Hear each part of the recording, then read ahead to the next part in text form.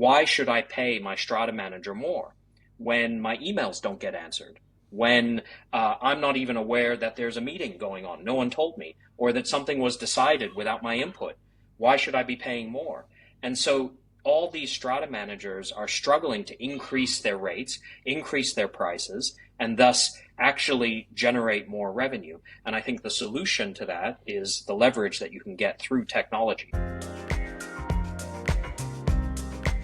This is Operational Clarity, the podcast where we sit down with experienced leaders from the HOA and community management, strata and property management industries from around the world. We will unpack what it really takes to build and run great operations.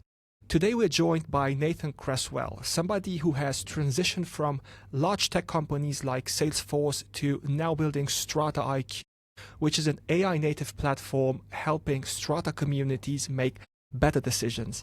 Nathan, thanks for joining the show. Thank you, Robert, and great to be here.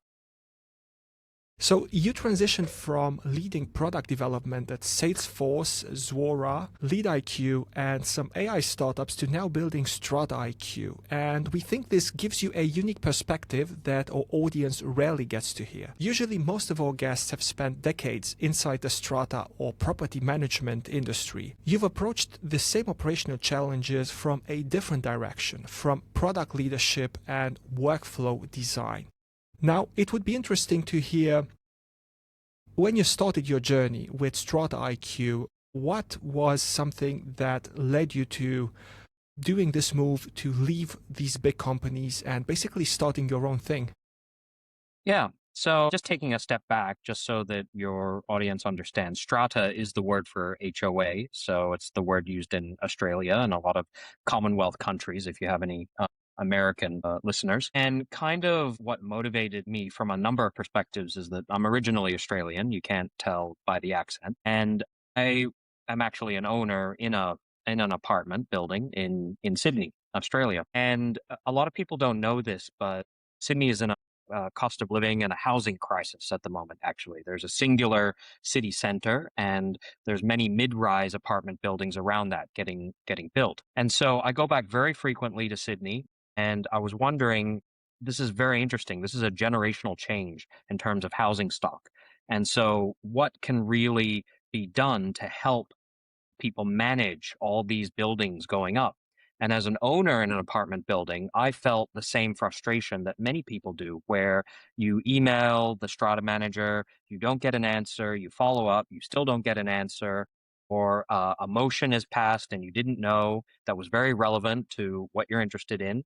And so putting this all together and doing some more market research about the strata industry in Australia and in Sydney in particular, I realized there was just a lot of opportunity here to help people, both sides, not just owners of within apartment buildings, but also strata managers as well, who are equally stressed and have to handle many, many buildings, 40 to 50 buildings, anecdotally, is what I heard in interviews with strata managers.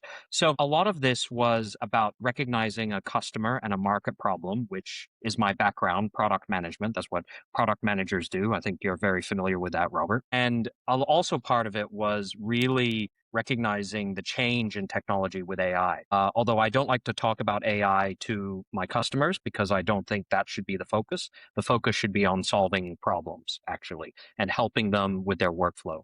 But I do believe that AI is also another generational change in technology, and putting two together of what is going on in Sydney and with AI made me think, you know what, I think there could be a business here. Totally. And this brings us to something else you've mentioned when we've spoken previously. And let's go back to the roots of the problem. You've mentioned a very interesting report that shows some very interesting numbers that you've told me about, of basically how the strata profits or strata management profits have been declining over time. And you were saying the core reason is that these operations haven't kept up.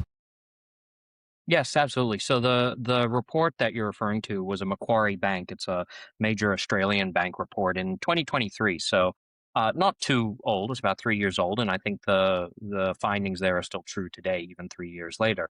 So profit margins have steadily declined. The average profitability has dropped from about 730,000 to 579,000. And the main reason is operating cost increases. 78% of businesses are citing that staff cost increases are the top driver of declining profit.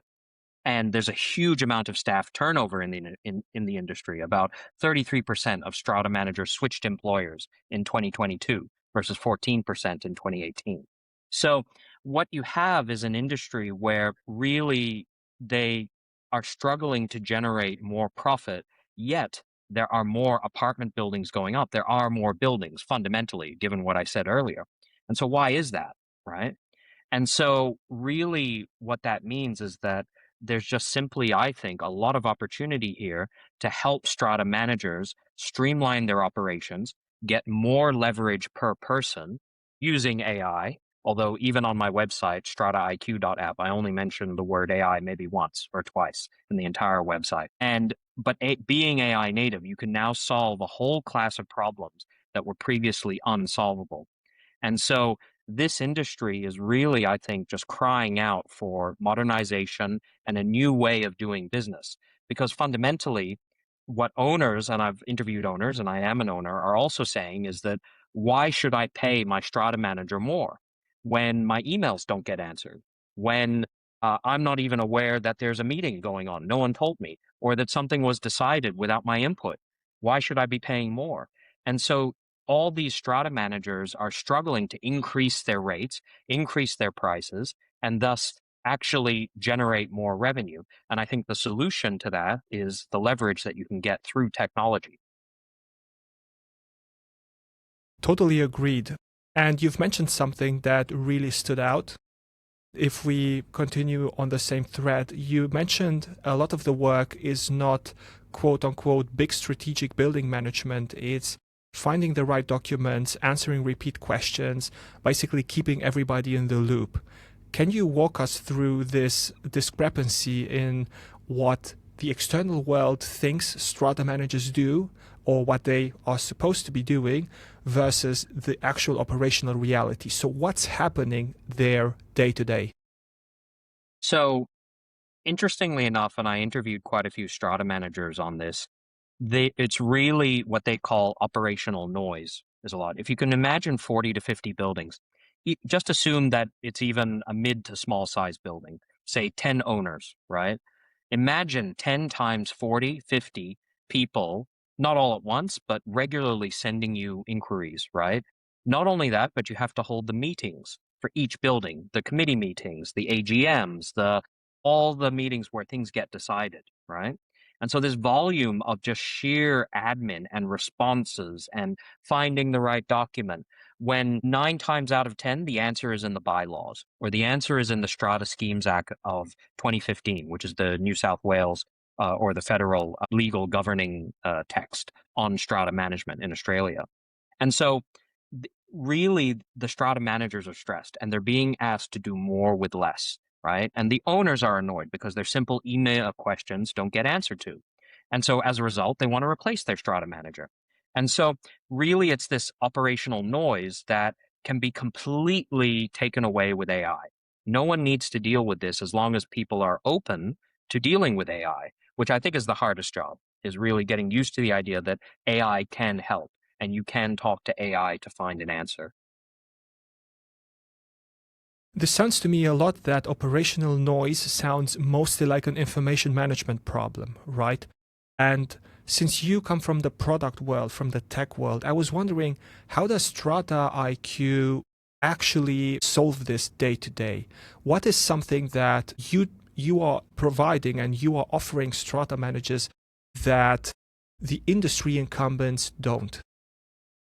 Yeah, very good question. So there's of course a lot of incumbents. There's some that I would say only a handful that are post AI, post the boom from ChatGPT in 2022. The vast are incumbents and they have many great, customers and are great systems, but they're not AI native. So the good way to think about Strata IQ is that it's an AI native platform designed to help Strata communities make better decisions. So Strata, as I was referring to earlier, this operational noise, it generates an enormous amount of information. There's meeting minutes when you hold AGMs and committee meetings. There's bylaws, there's reports, there's emails and correspondence, motions, voting records, many of which are governed by laws. Like there's laws around how you run a meeting and how you have to record the results of these meetings. But all of this information, it's trapped in PDFs, inboxes, individual memory. Did someone remember to follow up on X? Maybe they didn't. The strata managers dealing with 40 to 50 buildings. I wouldn't fault them for forgetting to follow up on one or two things. And at the same time, you have owner engagement being low, with many people not participating in decisions that affect their building and investment. So Strata IQ combines AI-powered knowledge access with modern governance workflows, including voting and decision management, to help owners and committee members and strata managers better understand issues, participate more effectively, and make informed decisions, right? The goal is not to replace strata managers, but to reduce administrative friction, improve transparency, increase engagement, and give communities better tools to govern themselves even. So you can think of the concept of a self-managed strata committee, which is very real provided you have the tools available. And so I can give many specific use cases if it helps, but that's kind of the general overview of how it can help.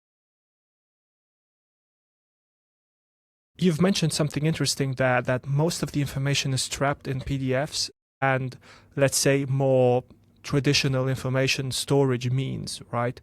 And obviously this comes with many difficulties. You cannot search these data sources easily and so on. So I was wondering, why do you think it is that modern information management systems, especially AI and maybe even like earlier forms of AI, not in general, let's say this new wave of generative AI, why do you think in general strata managers are let's say slower to adopt these technologies? So it's interesting. I think, and I've been through many technological change cycles, as I'm sure you have. And, you know, the biggest barrier to technological change is the human. Actually, it's not the technology. The technology is always going to be the technology. It'll iterate, it'll improve, it'll get better. Humans have a tough time with change, and that's understandable. I have a tough time with change myself, especially when someone changes a plan on me or something that, I thought was set in stone. And so I think that really when you have the existing strata managers, they're very much used to dealing with a messy inbox, right? I remember interviewing one strata manager who said that when he hires junior strata managers, he has to be able to see an efficiency with their inbox, their email, because that is the number one way strata managers communicate. It's the most universal form of digital communication for anyone that owns an apartment.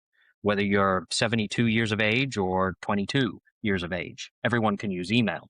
And so a strata manager has to be able to very quickly use email and respond quickly and, organize their inbox and all of that. And so they start getting used to these tools like email, like Microsoft Office, right? Because you can cobble together a workflow with these existing tools. Some are free, right? Or close to free. And so when it's close to free and you can kind of cobble together a solution that works, it's good enough. It's when you scale, it's when you start to have volume, it's when you start to have 40 to 50 buildings that things start to break because no human can deal with that sheer volume of information.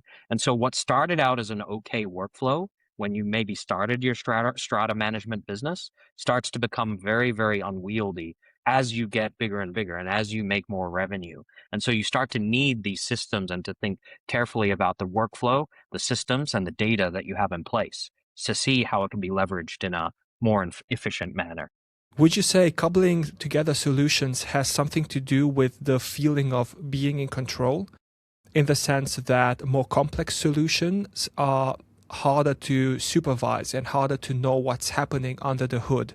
Let me give you an example. When ChatGPT started to introduce this memory functionality where it started to record information about yourself in the background, so it gave you more personalized solutions, in the beginning it felt a bit scary because it started to give me advice based on previous conversations I had with it in different chats. So at first it felt a bit weird because I didn't really know, okay, what does it know about me? What does it not know? Where is this information stored? And so on. Whereas before that, it was super easy because it was, let's say, a dumb chat. So it would only know the things that I would tell it specifically. And I'm thinking it's maybe similar when you're saying that Strata managers are cobbling together these solutions, email, and so on, so they can supervise their staff easier, right? And as they scale and new solutions come in, more complex solutions, maybe they have a feeling of losing control in a bit. What do you think about it? And do you think there's a connection between complexity and losing control?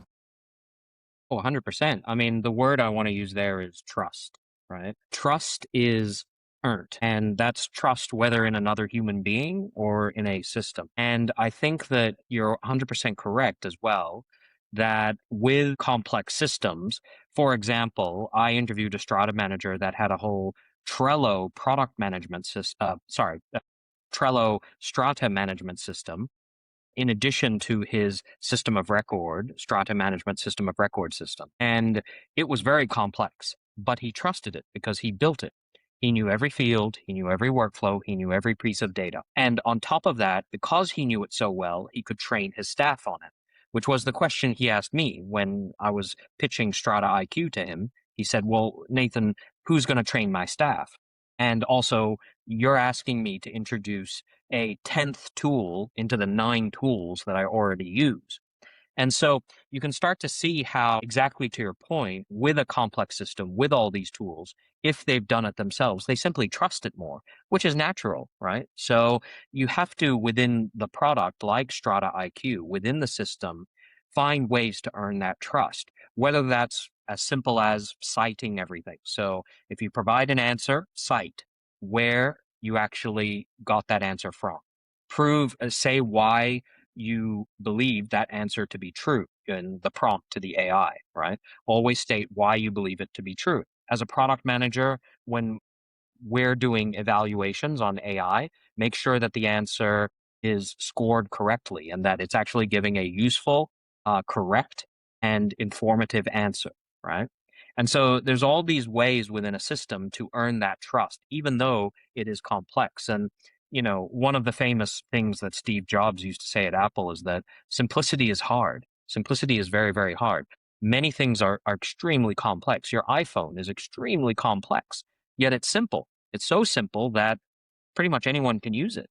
So to get to that level of simplicity, to get to that level of trust where they finally say, you know what took me an hour, a couple of hours before is now only 5 minutes, and I trust the result, right? And I don't need to worry about the complexity anymore. That is the holy grail. And that's what really Strata IQ is trying to do.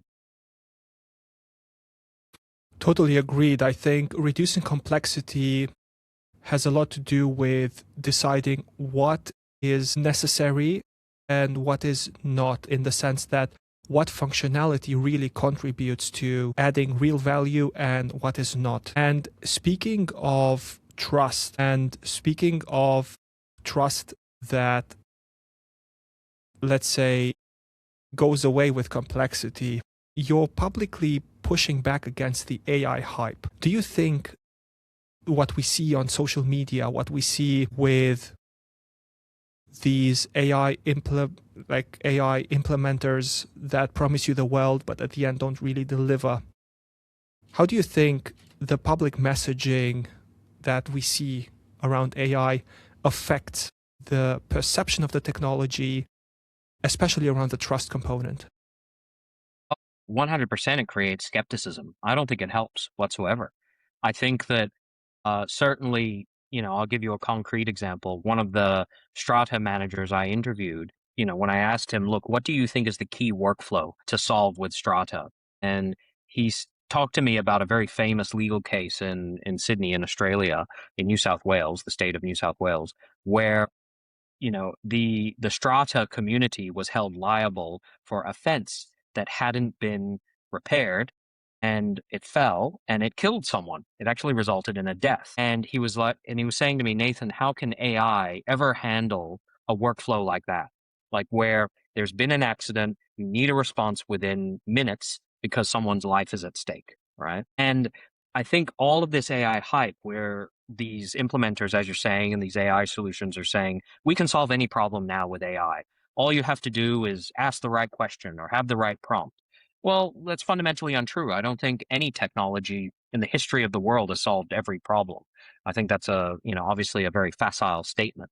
So, it's really about understanding what is the greatest pain that is facing strata managers that now can be solved, that was previously not solvable. And I think if you look at it with that frame, then you come up with a very different result versus, no, AI can do everything. Just tell me what you want it to do and it'll do it.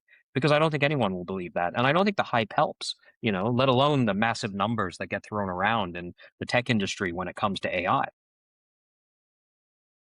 Totally agreed.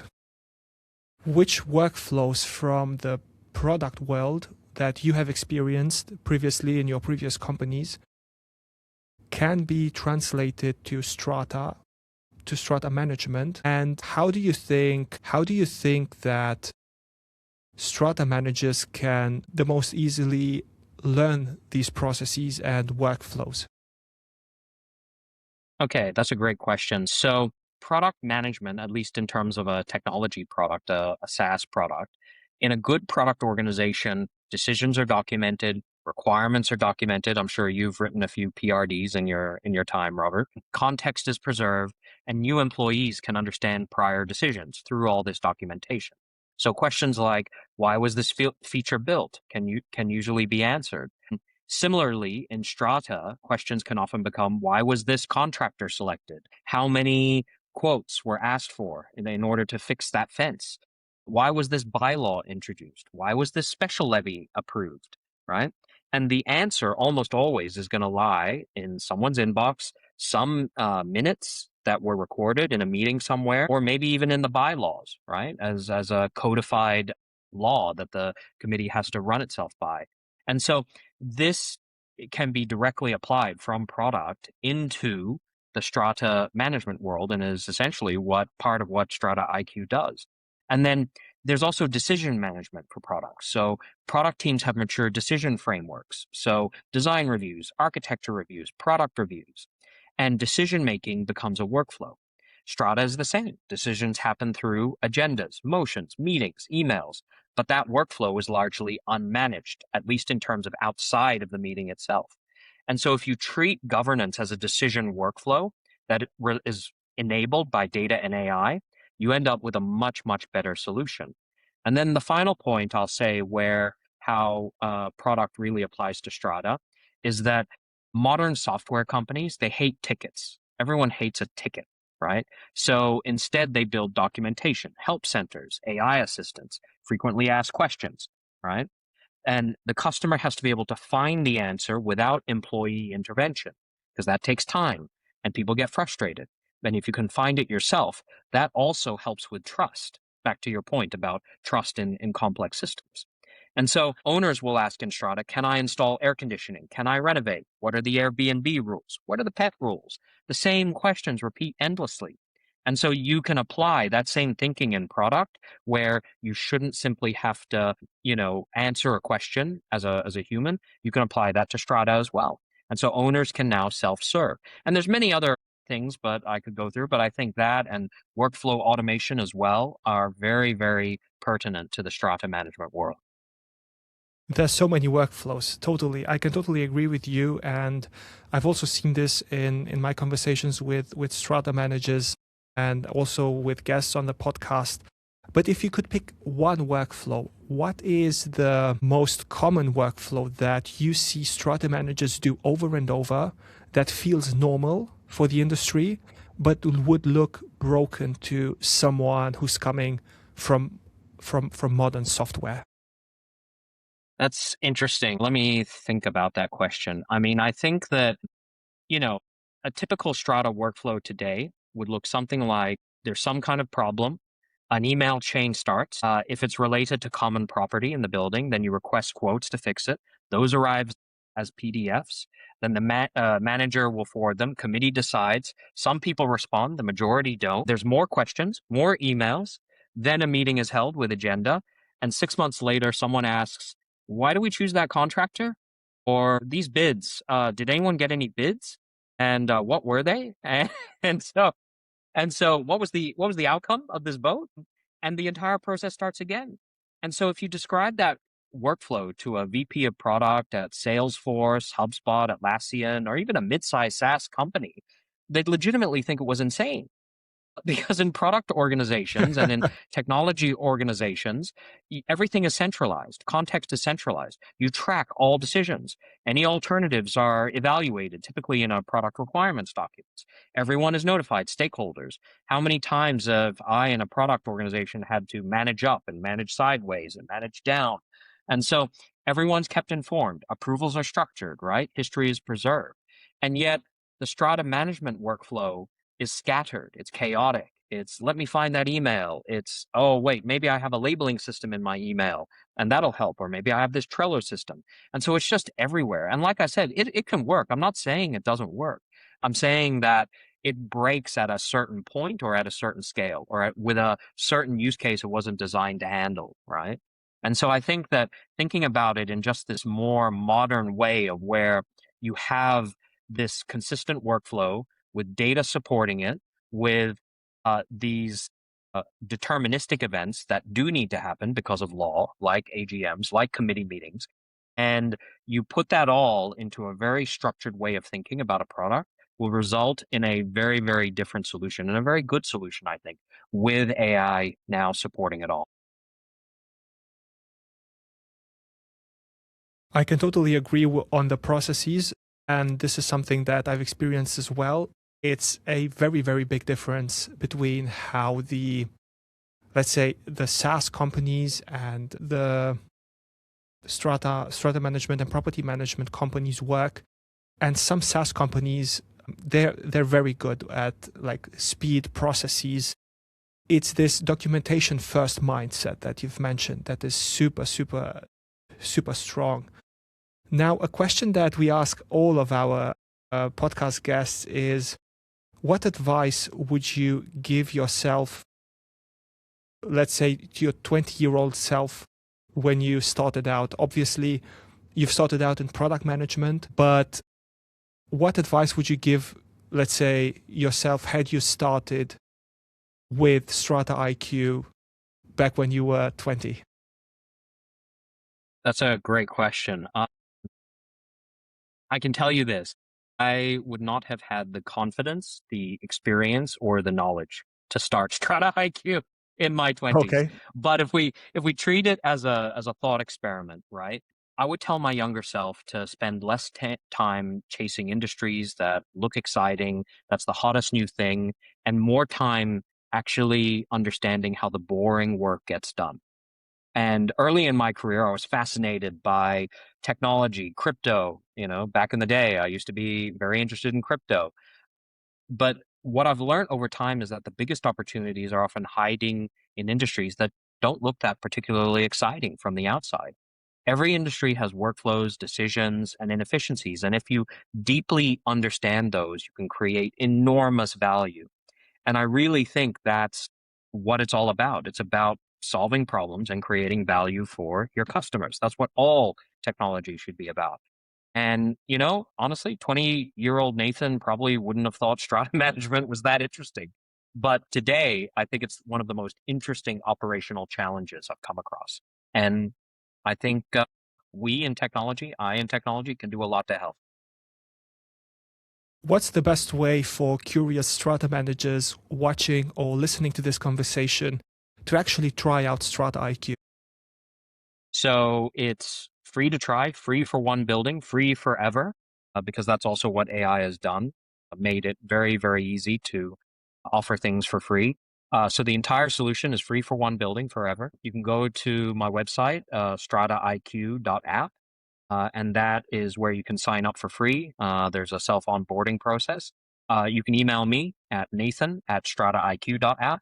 Always love to talk to Strata managers, always love to talk to people. So just reach out. Always happy to have a conversation. And so, or just find me on LinkedIn, Nathan Cresswell on LinkedIn, and happy to connect. Just mention you're from the podcast because I get a lot of reach out. So Nathan, it was great that you've mentioned these last 2 points because I was going to ask you the next question that would that would have been, where can listeners get hold of you? Thanks for being on the podcast. I think we've covered some great ground here, some very interesting insights, both from the tech perspective and the Strata perspective, your own learnings, observing the Sydney housing market.